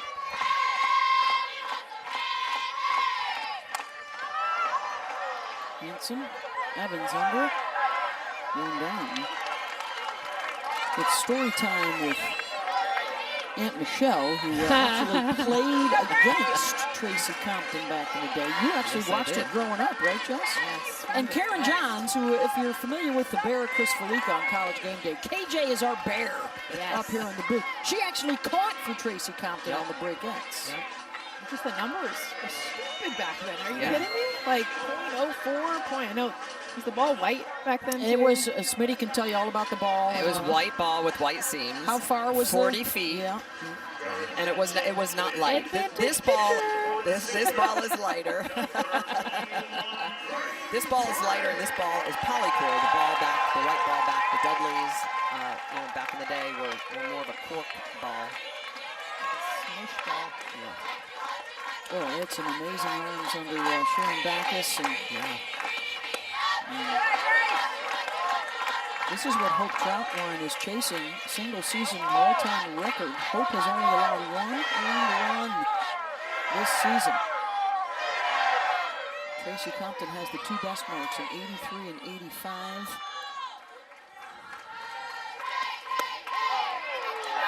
Pinch hitter here is Grace Green.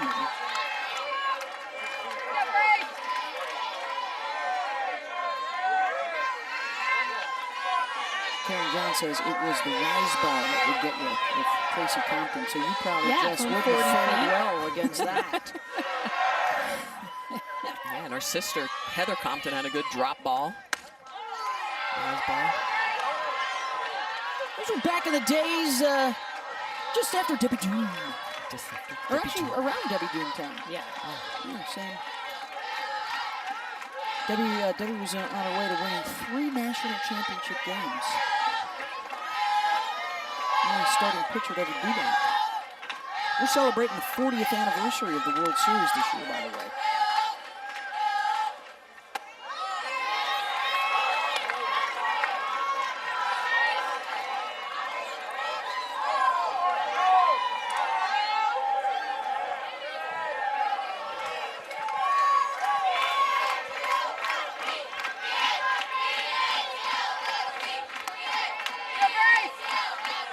Two to green. Two down.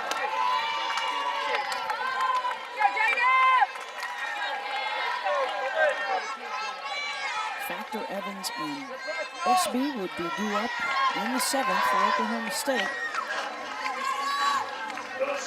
Looking for one last chance to rally and keep their hopes alive of winning their first Big 12 championship.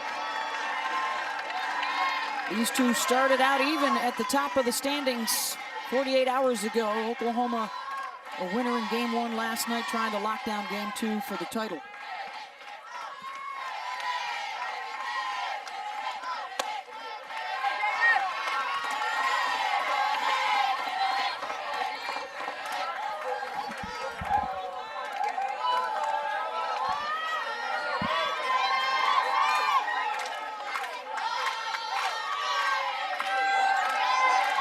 Coleman 0 for 2 with a walk.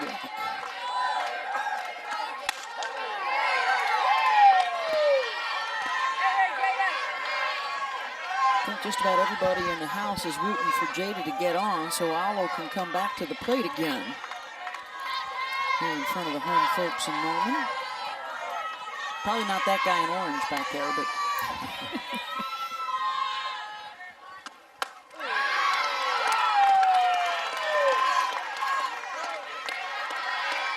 subtle little tweaks that Patty Gasso continues to make in season, adjust and adapt. It was Tiare Jennings, right, in the leadoff most of last year. And now Jada in the last couple of weeks. They put Jennings behind Alo in the 3 spot. Well, Jennings has a lot of power, so it fits the bill. And Coleman has a lot of energy. We always talk about the spark plug at the top of the lineup. It doesn't get more energetic than what Jada Coleman brings. We've seen this series too, the emotion and the fist pumps. She has scored a run, by the way, now in 13 straight games. You can't ask for much more out of your leadoff. Get on, get around, get in. Gonna have to hustle Naomi, not in time, and Jocelyn Alo will get another AB. Haley Busby disagreed. Thought she was out, but that's part of why Jada Coleman's on the top of this lineup. She can slap. We talk about her power, her eye, all the things, and she'll show the short game every now and then. That's what she was doing in that last one.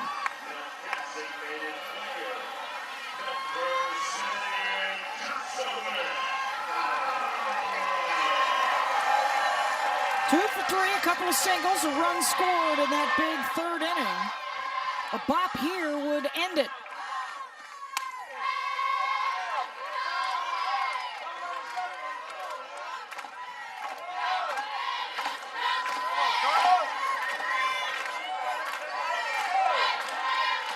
Averaging a home run about every 6 at-bats in her career.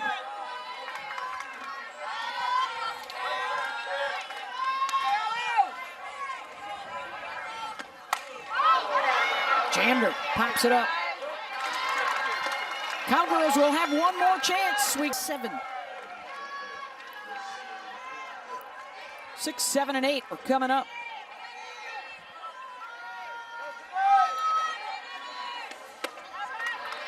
One to Cheyenne Factor.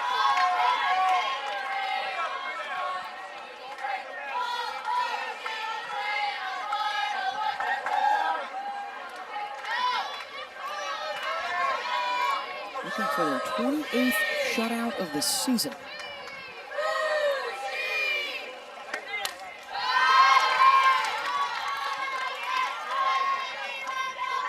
Grace Lyons hit their 122nd home run of the year tonight. Alyssa Brito, Janet Johns, Kinsey Hansen all driving in runs as well.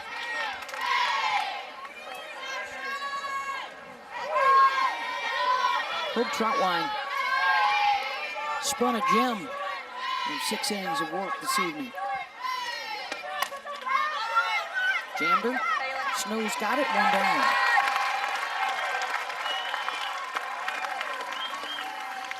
WNBA season underway. And tomorrow on ESPN and on the app, the tip-off weekend continues. Our featured matchup, the Sun and the Liberty. Coverage begins tomorrow night, 6 Eastern on ESPN.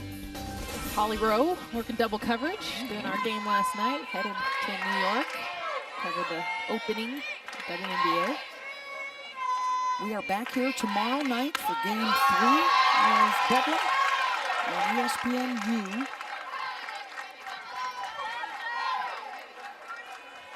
Watch a little softball over the weekend when we get home, and then it's into championship week. This Sunday is 1 week away from Selection Sunday. And in between, if you haven't done it yet, check out the 7 Innings podcast from this week. It is the best yet.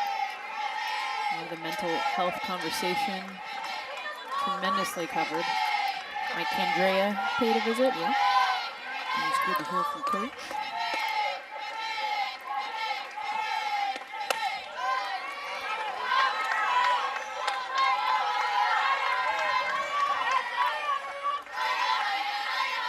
Big question for the Big 12. How many teams are going to get in beyond these 2 in Texas? Baylor maybe with a shot?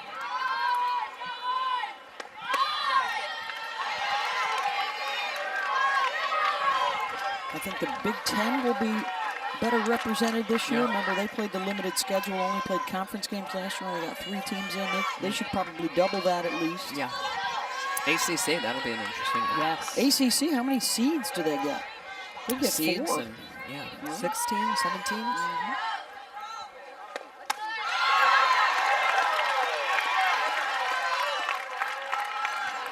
There could be really good teams on the road this year, too.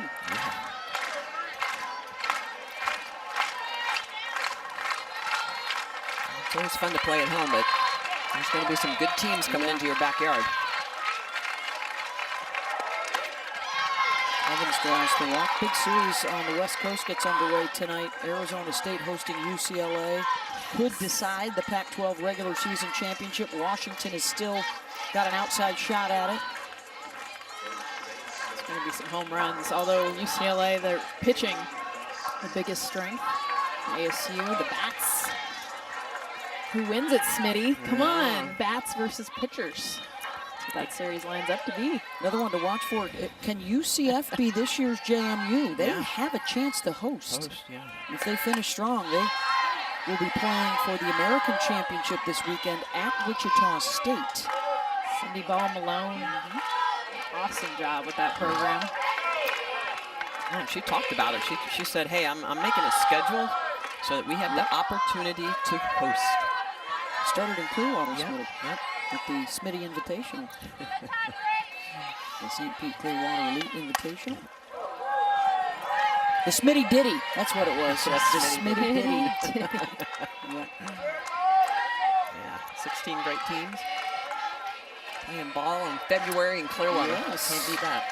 We'll be back there next year. Good Lord willing, and the creek don't rise.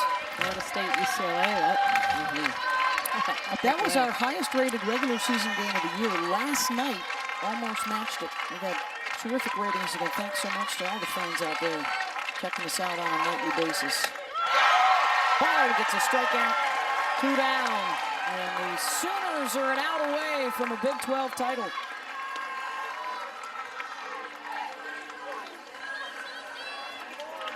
Got her with the rise ball, her second K.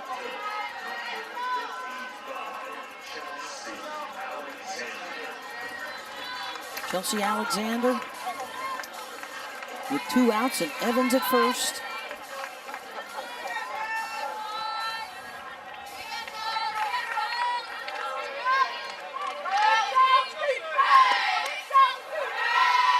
Evans down to second.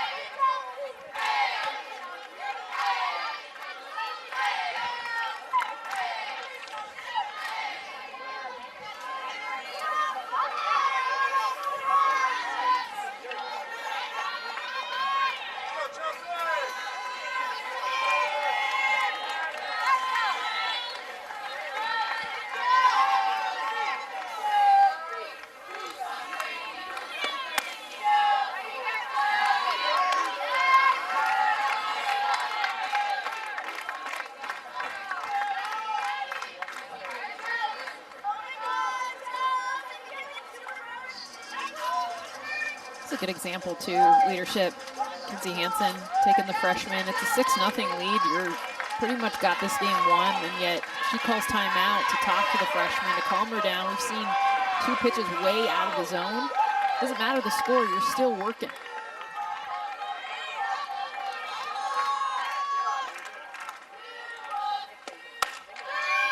And to your point, Jess, her rise ball just amped up in the moment, wants to get the final out of the game, overthrowing a little bit. And sometimes as a pitcher you don't realize that. It's important for your battery mate to come out and calm you down, give you a little advice.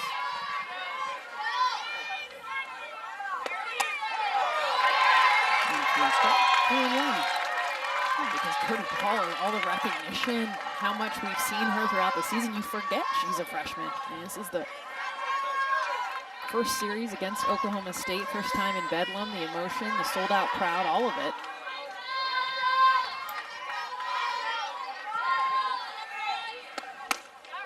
Walker. Second free pass, and it's the top of the order.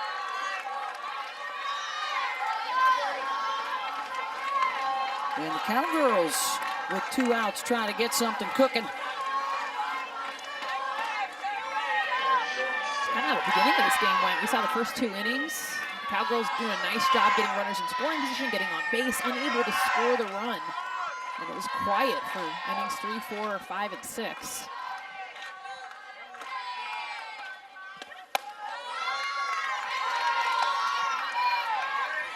Kylie Naomi 0 for 2 with a walk.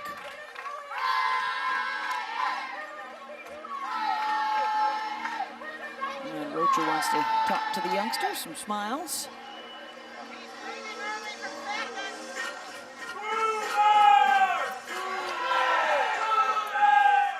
Hey, Sunday night, the Dodgers and Cubs will wrap up their series at Wrigley.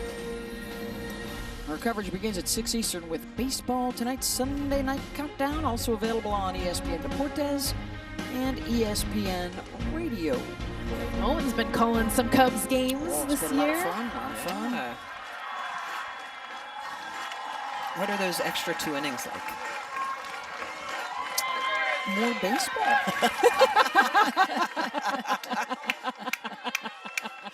Alrighty. That's a good thing. It's More pitchers. It's 6 more outs. More It's, pitchers. I wish it was old styles and brats, but not in the booth. In the outfield at Wrigley. Good time. You've been out there. With the beer Stadium. snakes. Should be a good crowd bringing in the Dodgers. Oh, yeah. 'Cause they good. That West again is just tearing it up. I think everybody's above 500.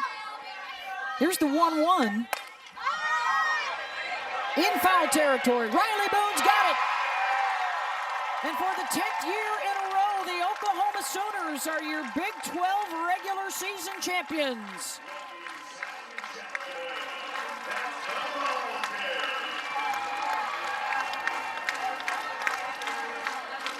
Bedlam belongs to Oklahoma as they win the series, taking games 1 and 2. How about the 3rd inning? Both of these games, the amount of runs that were put on, 4 runs yesterday, 5 runs in this 3rd inning.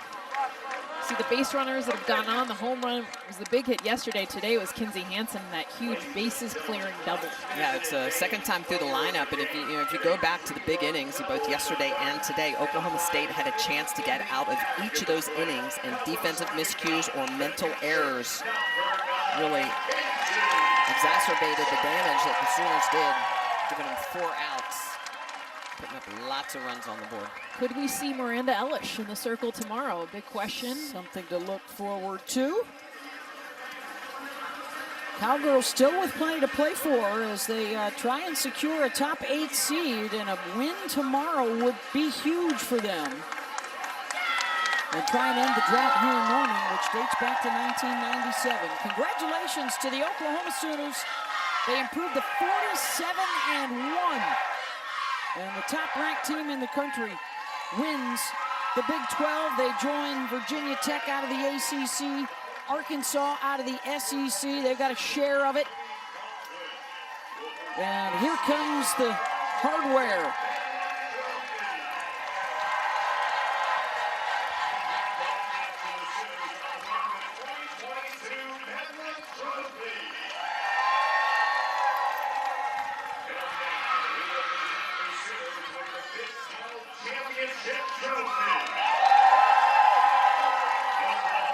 And that is, that's the Bedlam Trophy there on the right, and there is the Big 12 Championship Trophy as well. The celebration underway in Norman. Sooners win Bedlam and win the Big 12 Championship. I'm Beth Mowins along with Jessica Mendoza and Michelle Smith. KJ with us in the booth. Game 3 coming your way tomorrow night.